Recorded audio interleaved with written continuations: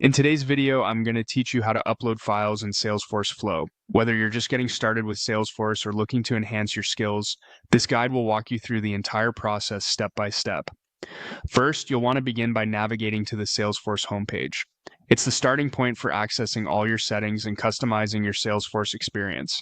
Once you're there, direct your attention to the top right-hand corner where you'll spot the settings icon. Go ahead and click that icon. This will be your gateway to accessing more advanced setup options. Next, you'll be presented with a few options in a drop-down menu. Look for Open Advanced Setup and click on it.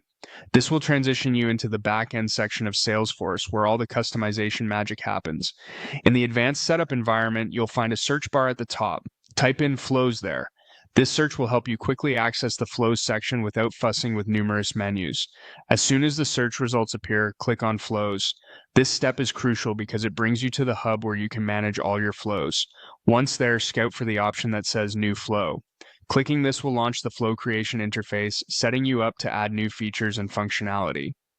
Upon entering the new flow section, you'll want to select Screen Flow. This specific type of flow is necessary for creating interactive elements such as file uploads within Salesforce. Now, you'll see a Flow Builder interface. On this screen, click on the plus sign, which represents adding a new element to your flow. In the options that appear, select Screen. It's here that you'll be able to add components to your flow. While in the screen component setup, locate the search bar and type in File Upload. You'll need this component to allow file uploading functionality in your flow. While you're configuring the file upload settings, make sure to type in a unique API name. This helps Salesforce to uniquely identify this component. Now, you can also see fields for a file upload label.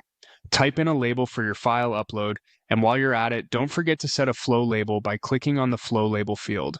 It's also a good idea to add a descriptive label by typing it in the provided field to clarify the purpose of your flow. Be sure to fill in the API name and provide a clear description for the flow as well, assisting with later maintenance and updates. With everything set, the next step is crucial. Click on Done to finalize the settings for your file upload flow. After this, you'll see a Save option in the Flow Builder interface. Click Save to ensure all your hard work is saved for future use in Salesforce. And that's it. You've just created and saved a file upload screen in Salesforce Flow. Following these steps will streamline your file management processes within Salesforce, making it easier to handle and access uploaded files. Thank you for watching, and I hope you found this tutorial helpful. Stay tuned for more Salesforce insights and tips.